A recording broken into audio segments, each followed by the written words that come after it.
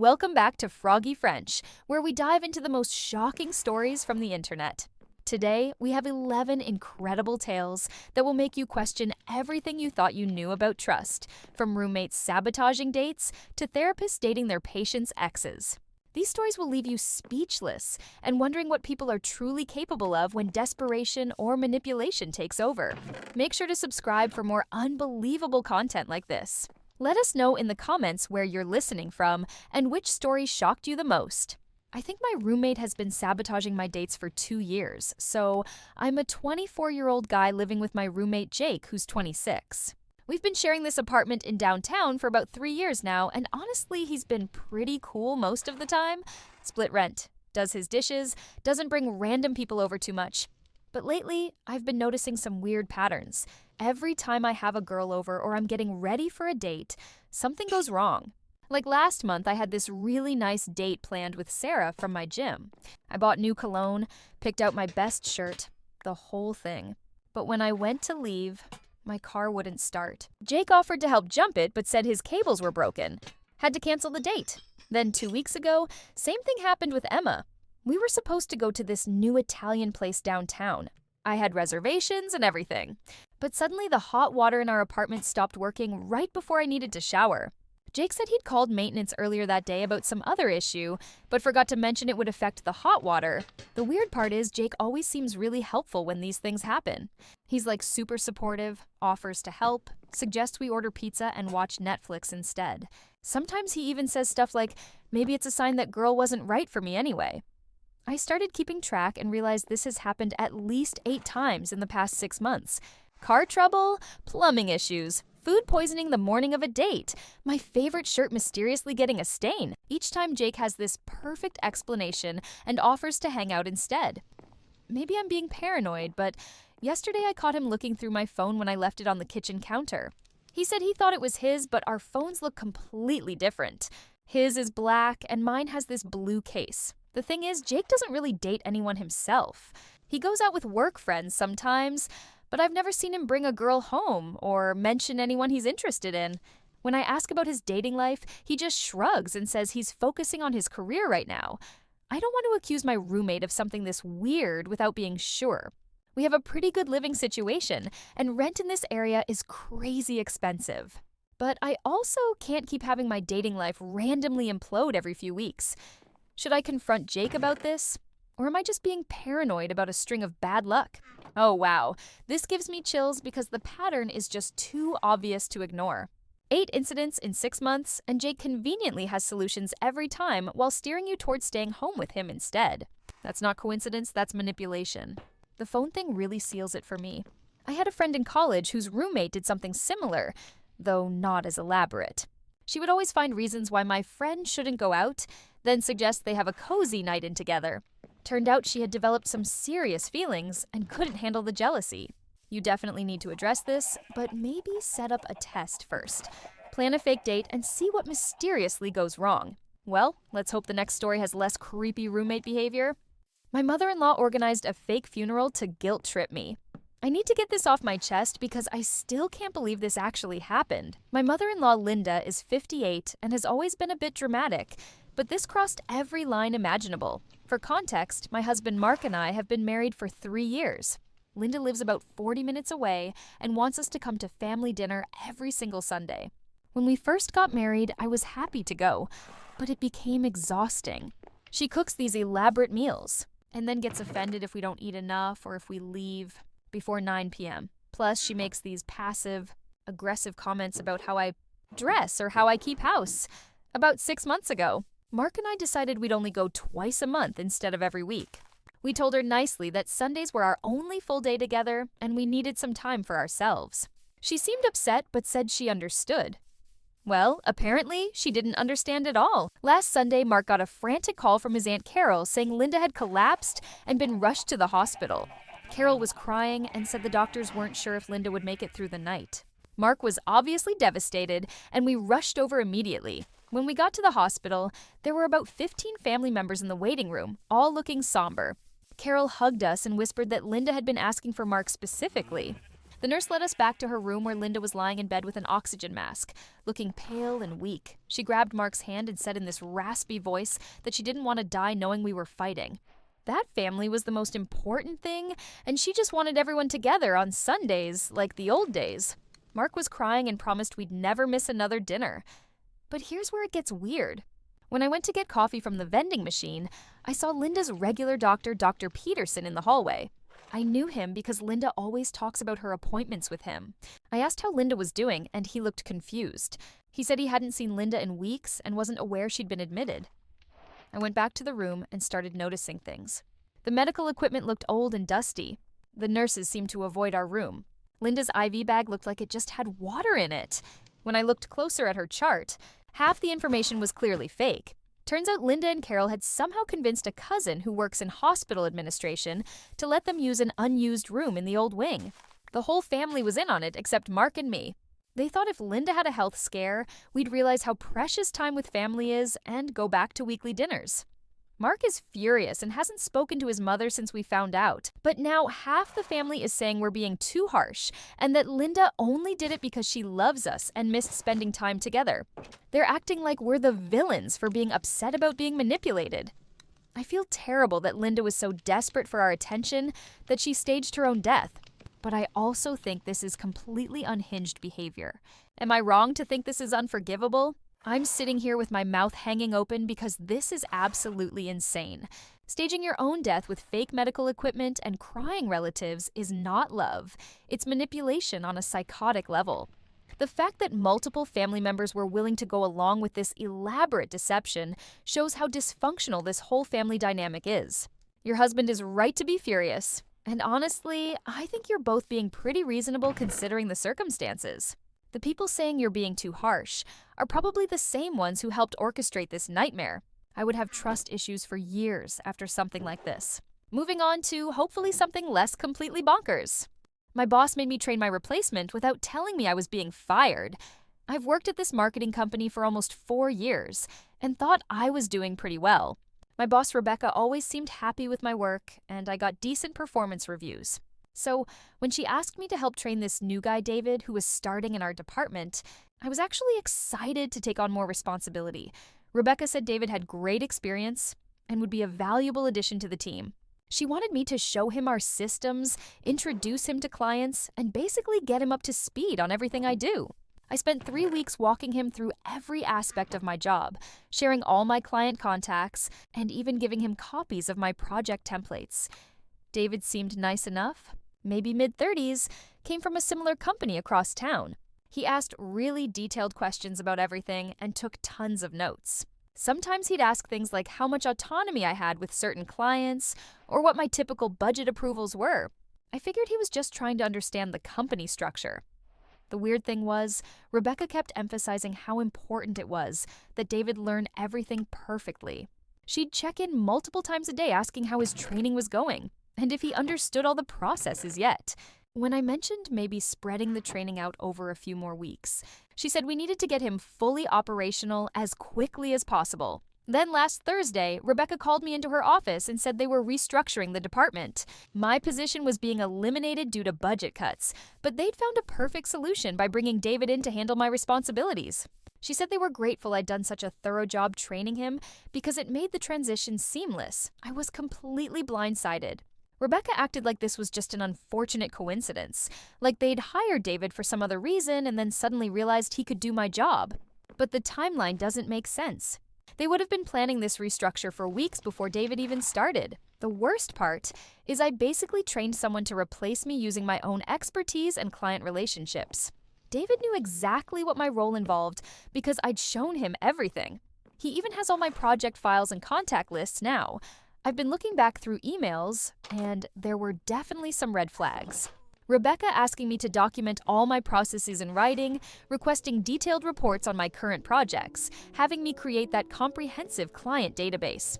At the time, I thought she was just being thorough, but now it seems like she was preparing for my departure. My colleagues seem uncomfortable around me now, like they're not sure what they're allowed to say. A few of them mentioned they'd heard rumors about changes coming, but figured I'd know more than they would. I'm not sure if I should talk to HR about this, or if there's even anything they can do. Rebecca didn't technically lie to me, but it feels like she deliberately deceived me into training my replacement. Is this just normal business practice, or did they handle this in a particularly shady way? This is absolutely infuriating, and unfortunately way too common in corporate environments. You got played hard, and Rebecca knew exactly what she was doing from day one. Having you create documentation and client databases while training your replacement is just cold-blooded. I've seen this happen to friends, and it's such a betrayal of trust. You definitely should talk to HR, not because they'll probably do anything meaningful, but because there should be a record of how this was handled. Some companies have policies about transparency during restructures. At minimum, this was ethically wrong, even if it's not legally actionable. I'm sorry you had to go through this. Let's move on to another workplace nightmare. My best friend stole my startup idea and raised 500,000 euros without me. I'm still processing this betrayal and honestly don't know who else to talk to about it. My friend Claire and I have been close since college. We're both 28 now and have always supported each other through everything. About a year ago, I came up with this idea for an app that would help people find local fitness classes and trainers. I've been struggling to find good yoga classes in my neighborhood and thought there had to be a better way to connect people with instructors. I spent months researching the market, talking to potential users, and developing the concept. Claire was super enthusiastic about the idea from the beginning. She has more business experience than me, working in consulting, so I really valued her input. We'd spend hours talking about features, pricing models, and target demographics. She helped me put together my initial business plan and even suggested some potential investors to contact. The plan was that I would handle the product development side while Claire managed the business operations. We agreed to split everything 50-50 once we got funding. I was working on the app prototype while Claire networked with investors and refined our pitch materials. Then, about 3 months ago, Claire started being weird about meetings. She'd cancel last minute or say she needed to handle some investor conversations solo first before bringing me in. She said some investors were concerned about having 2 founders without technical backgrounds. So she wanted to present a cleaner narrative initially. I was busy with the development work anyway, so I didn't push back too hard. Claire kept me updated with text messages about how meetings were going and said everything was progressing well. She mentioned a few investors who seemed really interested. Last week, I found out through a mutual friend that Claire had launched the app with a different name and raised 500,000 euros from a venture capital firm. The friend sent me a link to the announcement in a tech newsletter. It was literally my exact idea, down to specific features I'd spent months designing. When I confronted Claire, she said the investors wanted to move quickly and didn't feel comfortable with my lack of business experience. She claimed she tried to structure the deal to include me, but they insisted on a single founder model. She offered to bring me on as an employee once they're more established. The app uses all the research I did, the user personas I created, even some of the exact wording from our original business plan. Claire has been posting on social media about her exciting new venture and getting congratulations from everyone we know. I feel like an idiot for trusting her with so much of the foundational work. I don't have any legal protection since we never formalized our partnership. Most of our conversations about the business were just verbal agreements or casual text messages. I'm devastated about losing the business opportunity, but I'm even more hurt by losing someone I thought was my closest friend. Am I overreacting? Or is this as terrible as it feels? This is absolutely devastating, and you're not overreacting at all. What Claire did is a complete betrayal of friendship and basic human decency. She didn't just steal your idea, she systematically excluded you while using your work to secure funding. The fact that she's offering you an employee position at the company built on your concept is almost insulting. This kind of thing happens in business, unfortunately, which is why people always say get everything in writing, but it's especially painful when it's someone you trusted completely. You might want to consult with a lawyer just to understand your options, even though it sounds like documentation will be an issue. I'm so sorry this happened to you. All right, let's see if the next situation is any less heartbreaking. My neighbor built a fake security camera pointed at my bedroom window. This situation with my neighbor has been escalating for months, and I'm not sure how to handle it anymore. I live in a townhouse complex where the units are pretty close together, maybe 10 feet between buildings. My neighbor Gary moved in about 8 months ago. He's probably in his early 40s, lives alone, and works from home doing something with computers. At first, he seemed normal enough, maybe a little antisocial, but nothing concerning. The problem started when I began dating my girlfriend, Emma. She stays over a few nights a week, and we'd sometimes have dinner on my small back patio or watch movies in my living room with the curtains open. Normal relationship stuff, nothing inappropriate or loud, but Gary started making comments whenever he saw us outside. Things like asking if Emma was going to be around much, or mentioning how thin the walls were between our units. He'd find reasons to be in his backyard whenever we were on the patio, pretending to garden or check his mail multiple times. Then, about 2 months ago, Gary installed this security camera system around his house. He said there had been some break-ins in the neighborhood, and he wanted to protect his property. The cameras looked professional, and he had signs posted about video surveillance. The problem is, one of the cameras is positioned in a way that it's clearly pointed toward my bedroom window. My bedroom is on the 2nd floor, and this camera is mounted high on Gary's roof, angled directly at my window from maybe 15 feet away. When I mentioned this to Gary, he said the camera was for his driveway and backyard, but that angle doesn't make sense for those areas.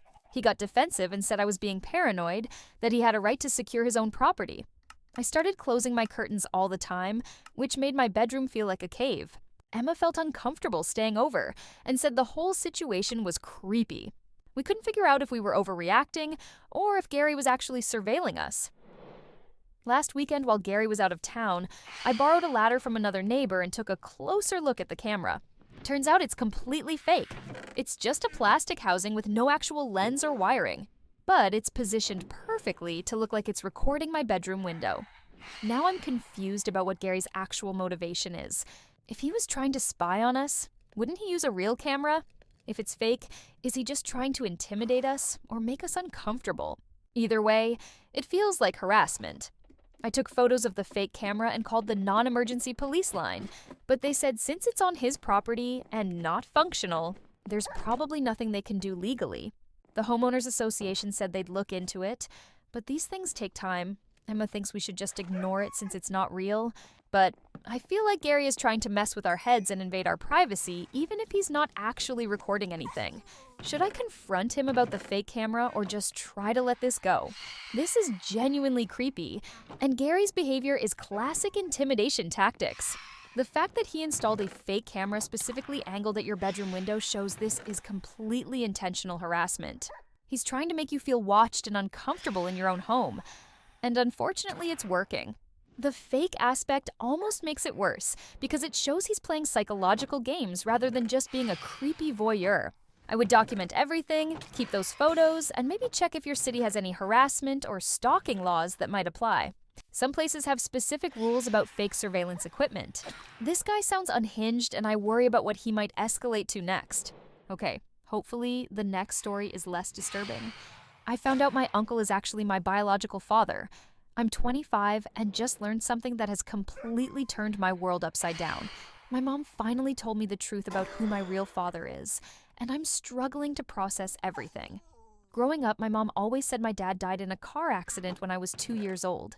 She had a few photos of him and would tell me stories about how much he loved me and how proud he would have been. It was sad, but I accepted it as part of my story. My mom's brother, Uncle Rick, has always been a huge part of my life. He lives about an hour away but comes to visit regularly, never misses my birthday or graduation or any important event. He helped teach me to drive, gave me advice about college and jobs, and has generally been like a father figure to me. What I always thought was weird is how much I look like Uncle Rick compared to the photos of my supposed dad. People would comment on it sometimes, saying I had his eyes or his smile. My mom would just laugh it off and say good genes run in the family. A few weeks ago, my mom was diagnosed with breast cancer. She's going to be fine. The doctors caught it early. But I think the health scare made her want to clean up some loose ends in her life. She asked me to come over for dinner and said she had something important to tell me. She started crying before she even began talking, which immediately made me nervous. Then she told me that my dad didn't actually die in a car accident. She said she was young and made some mistakes, and that Uncle Rick is actually my biological father. According to my mom, she and Rick had a brief relationship when she was 19 and he was 22. They both agreed it was a mistake and decided to stay friends for the sake of the family. When my mom found out she was pregnant, they decided Rick would be involved as my uncle rather than my father because it was less complicated for everyone. My mom said Rick has always known the truth and has been supporting us financially this whole time.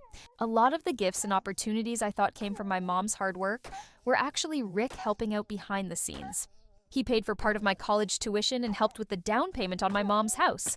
I confronted Rick about this, and he confirmed everything my mom said. He apologized for the deception, but said they thought it was better for me to have a stable family structure rather than deal with the complicated truth. He said he's always loved me and been proud to be part of my life, even if he couldn't be my father officially. Now I don't know how to feel about any of this.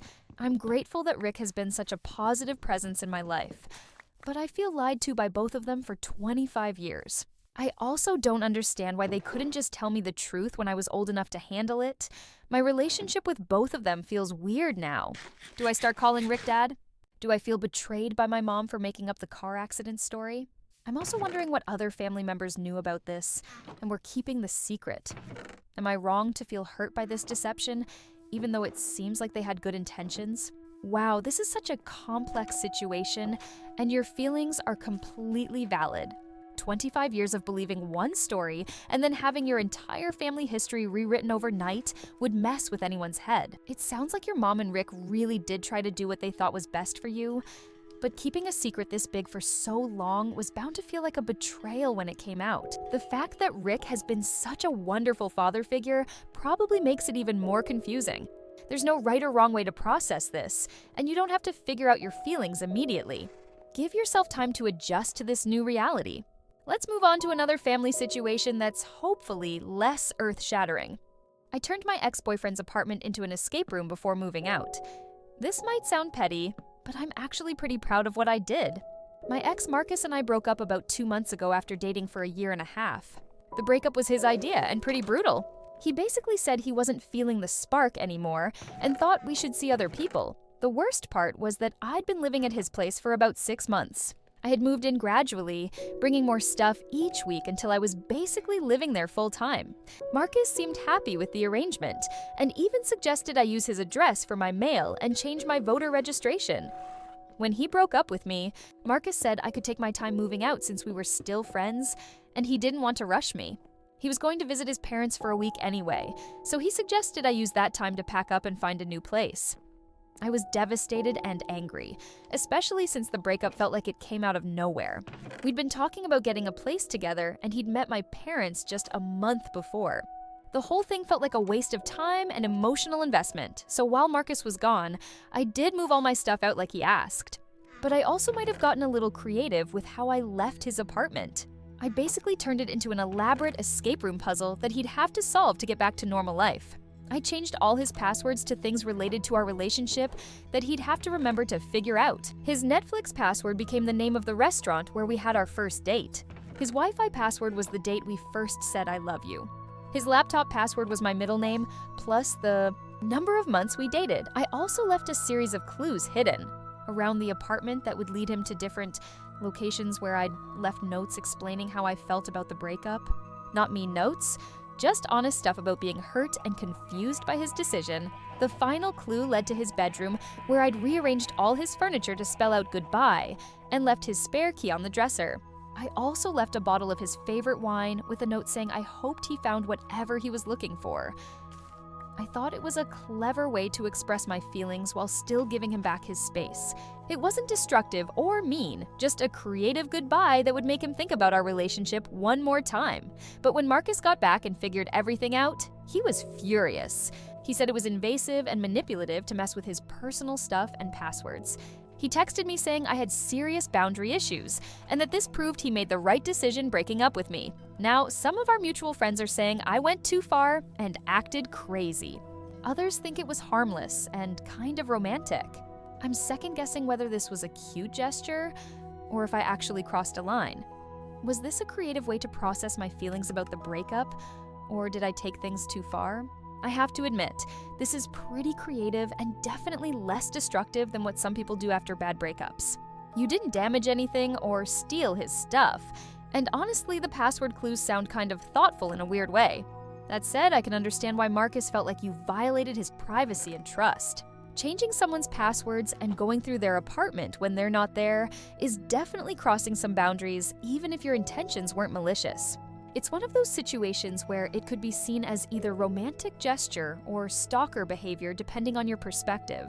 I think you were processing some legitimate hurt feelings, but maybe next time stick to journaling or talking to friends instead of elaborate apartment puzzles.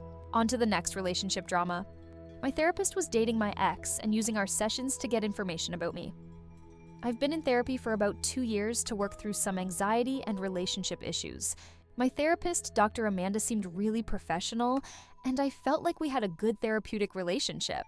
She helped me process a lot of stuff about my ex-boyfriend Tyler and why our relationship didn't work out. Tyler and I dated for almost 3 years before breaking up about 8 months ago. It was a pretty messy breakup with a lot of unresolved issues, which is part of why I was talking about it so much in therapy. Dr. Amanda would ask detailed questions about how Tyler treated me, what our communication patterns were like, and what I thought his motivations were for certain behaviors. I thought she was just trying to help me understand the relationship dynamics, but some of her questions seemed oddly specific. She'd ask things like what Tyler's favorite restaurants were, what kind of music he liked, or how he spent his free time. When I mentioned it seemed unrelated to my healing process, she said understanding his personality would help me recognize similar patterns in future relationships. Last month, I was having coffee downtown when I saw Dr. Amanda at a table with a guy who looked familiar from behind. When he turned around, it was definitely Tyler. They were sitting close together, holding hands, and seemed very comfortable with each other, like they'd been together for a while. I was shocked and didn't know what to do. I left the coffee shop without them seeing me and spent the whole week wondering if I'd imagined it or misunderstood what I saw. But the more I thought about it, the more sense it made. Dr. Amanda's detailed questions about Tyler, her interest in our relationship timeline, the way she'd sometimes smile when I mentioned specific things about him, I decided to do some investigating and found Dr. Amanda's social media profiles. She had privacy settings, but I could see enough to confirm that she and Tyler have been together for at least 4 months, maybe longer. There were photos of them at restaurants I'd mentioned Tyler liked, and she was wearing a necklace that looked exactly like one Tyler had bought me for my birthday. I confronted Tyler about this through text, and he eventually admitted they'd been dating. He said they met at some work event and didn't realize the connection at first. According to Tyler, Dr. Amanda only figured out I was his ex after they'd already started seeing each other, and by then they had real feelings for each other. Tyler claimed Dr. Amanda never shared anything from my therapy sessions, and that their relationship was completely separate. But I don't see how that's possible given the timeline and some of the specific things she knew about him. I reported Dr. Amanda to the state licensing board and found a new therapist immediately. But I keep wondering how long this was going on and what information about me she might have shared with Tyler. I feel completely violated and don't know if I'll ever be able to trust a therapist. Again, the worst part is I wasted months of therapy talking through my feelings about Tyler with someone who was literally dating him. She was getting paid to help me move on from a relationship while she was building her own relationship with my ex. Am I crazy to think this is a massive ethical violation, or am I overreacting to an awkward coincidence? This is absolutely horrifying, and definitely not an overreaction on your part. What Dr. Amanda did is a massive ethical violation and probably illegal depending on your location. The fact that she was asking specific personal questions about Tyler while secretly dating him is beyond inappropriate. Even if she claims she never shared your session information, the conflict of interest alone makes this completely unacceptable. You are totally right to report her to the licensing board.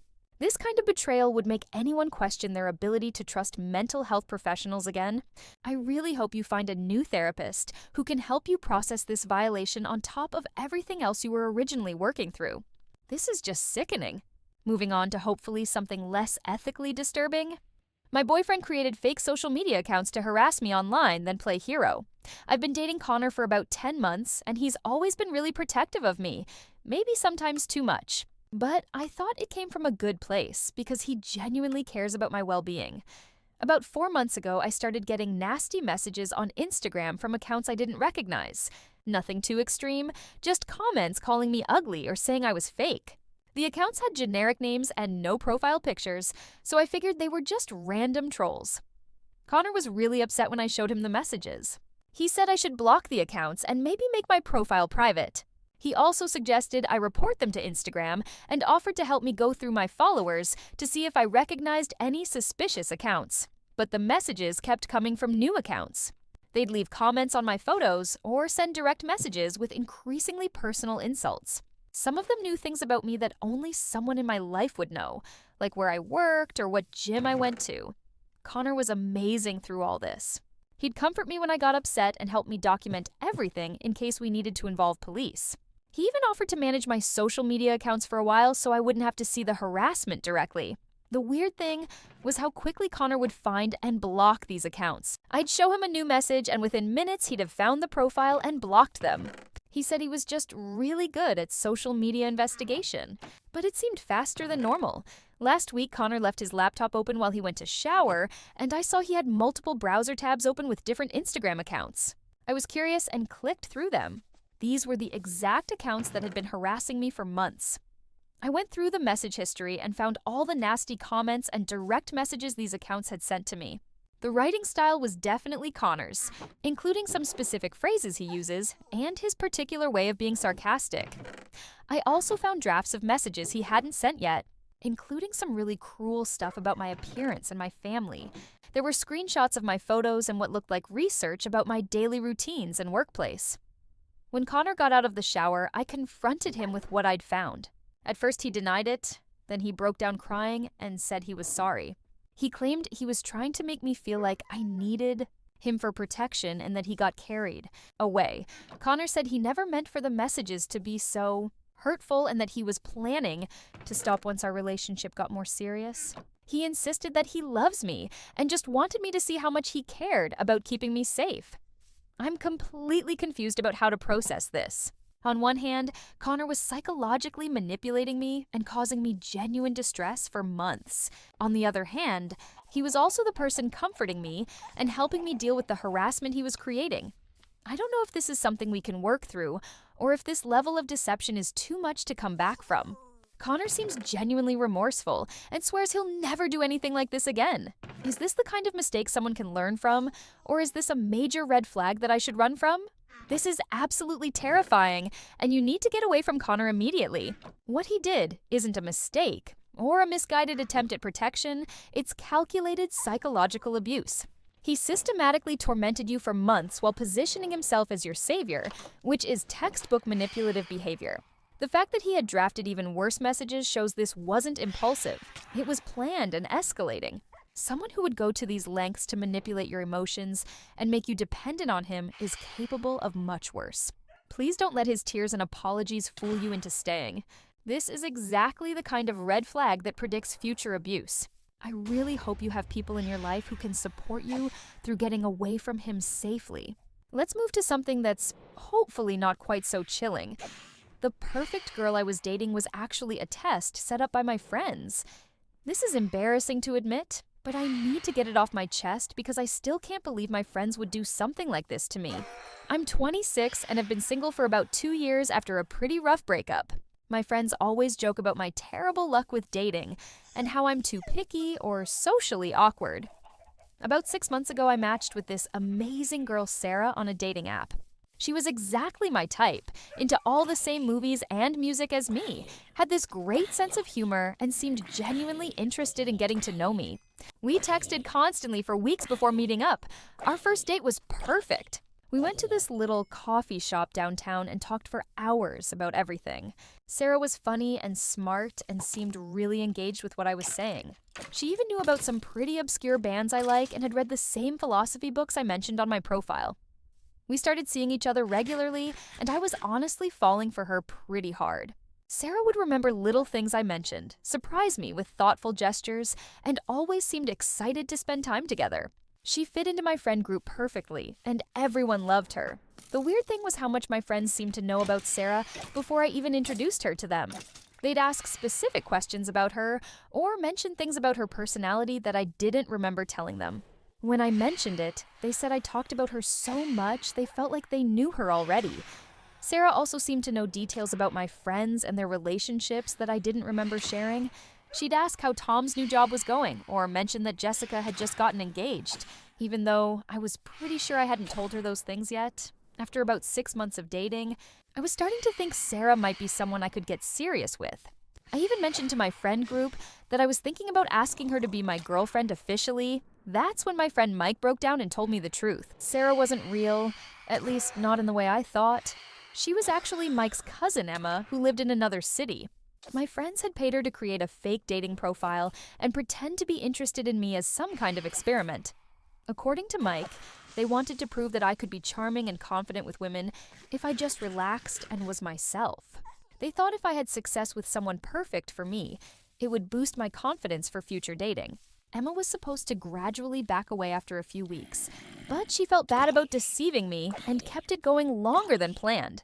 My friends insisted they had good intentions and were trying to help me overcome my dating anxiety. They said I seemed happier and more confident than I'd been in years, and that the experience proved I was capable of having a great relationship with the right person.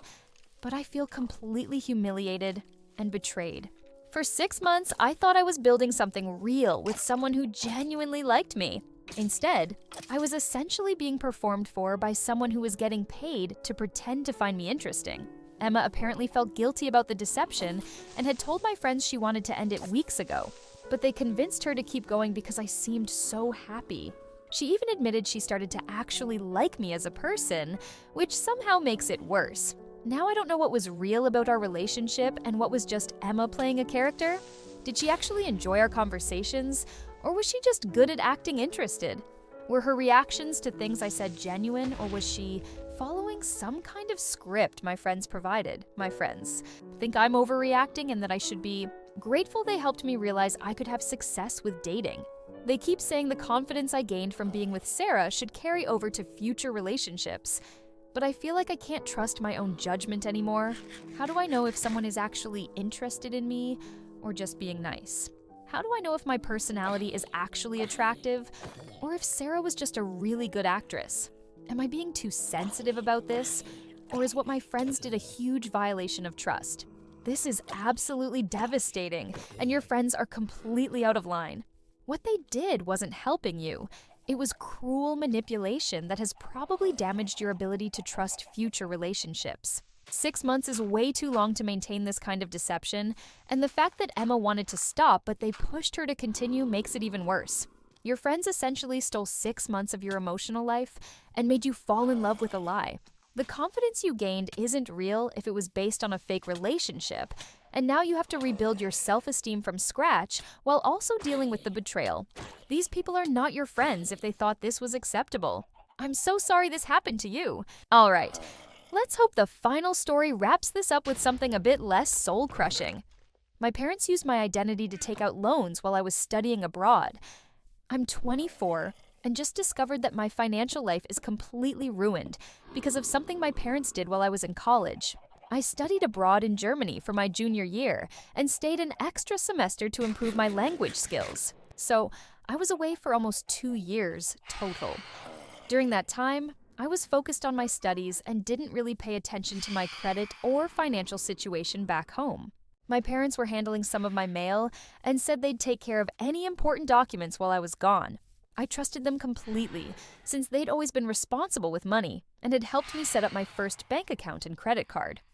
When I got back to the States, I started applying for jobs and eventually needed to get an apartment. That's when I discovered my credit score was completely destroyed. I had multiple loans and credit cards I'd never opened, all with missed payments and defaults. At first, I thought it was identity theft and started calling the credit bureaus to report fraud. But when I looked closer at the documentation, all the applications used my real information and were sent to my parents' address. The signatures looked close enough to mine that I wasn't sure if someone had forged them or if I was somehow forgetting things. I confronted my parents, and my mom broke down crying immediately. She admitted that my dad had lost his job about 6 months after I left for Germany, and they'd been struggling financially ever since. They used my social security number and personal information to open several credit cards and take out a personal loan to keep up with their mortgage and expenses. According to my mom, they were planning to pay everything back before I returned and never intended for me to find out. My dad genuinely thought he'd find another job quickly and be able to handle the debt. They said they were desperate and didn't know what else to do to keep the house. The total damage is about $35,000 across 4 different credit cards and 1 personal loan. My parents have managed to make minimum payments on some accounts, but others went into default when my dad still couldn't find steady work. My mom insists they never meant to hurt me and that they'll figure out a way to pay everything back. My dad finally found a part-time job, but it doesn't pay nearly enough to handle this level of debt. They're talking about selling the house, but they owe more on the mortgage than it's worth. Now I'm stuck with ruined credit that will take years to rebuild, assuming I can even get the accounts transferred back to my parents' names. I can't get approved for an apartment or car loan, and some job applications are being rejected because of credit checks. I feel terrible because I know my parents were in a desperate situation and didn't have many options. But I also feel betrayed that they would use my identity without asking and potentially ruin my financial future. They put me in a position where I either have to destroy their lives by reporting them for identity theft or accept responsibility for debt I didn't create. I don't know if I should try to work with them to pay this off over time, report them to authorities, or try to find some middle ground.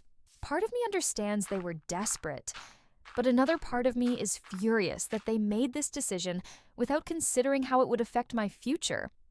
Am I wrong to feel angry about this? Even though they were in a tough situation, this is heartbreaking because you can see how desperate your parents must have been, but what they did is absolutely devastating to your future. $35,000 in debt and destroyed credit at 24 years old will affect your ability to get housing, jobs, and financial stability for years to come. Your parents essentially stole your financial identity and put their immediate needs ahead of your entire future. I understand they were in crisis, but there were other options like bankruptcy or asking family for help that wouldn't have destroyed your credit. You're definitely not wrong to feel angry. And honestly, you might need to consider the legal route to protect yourself, even though it would be incredibly painful. This is such an impossible situation, and I'm sorry you're having to choose between your future and your family. Well, that's our collection of 11 stories, each one more complicated than the last. Thanks so much for sticking with us through all 11 of these wild stories. I'd love to hear your thoughts on any of these situations in the comments below, especially which ones made you the most angry or shocked. Don't forget to check out the Google form in the description if you have your own crazy story you'd like to share with us. We read every submission and feature the best ones anonymously in future episodes, so your story could be the next one we cover. Please hit that subscribe button if you enjoyed this content and want to see more unbelievable tales from around the internet. Good night, everyone, and remember to always trust your instincts when something feels off.